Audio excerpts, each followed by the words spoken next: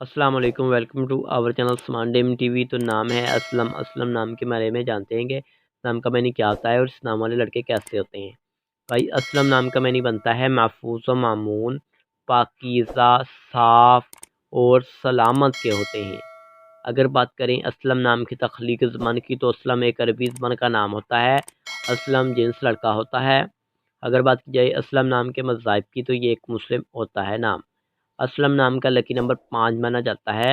और असलम नाम के हमें नंबर्स में बात की जाए यानी लकी तरीके की, तो 2, 7 और 9 शामिल होती हैं। अगर हम आपको बताएं असलम नाम के बेहतरीन वक़्त के बारे में, तो 7 AM से लेकर 9 AM तक इनका बेहतरीन वक़्त माना जाता है। और असलम नाम के मुआफ़ी दिन में बात की जाए, तो गाइस मंगल और जुमेरात की भी शामिल होती है।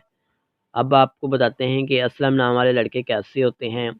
आप ज़िंदगी में आने वाली मुश्किलात से टकराना पसंद करते हैं गाइस, उनका मुकाबला करना चाहते हैं। असलम नाम के हाकिम सर मरीख मुआफ़िक दाँतों में ये तांबा और लोहा भी शामिल होता है। असलम नाम के लकी कलर्स में सुरख बनफशी रंग शामिल होता है। और असलम नाम के मुआफ़िक पत्थरों में रूबी भी शामिल होती है।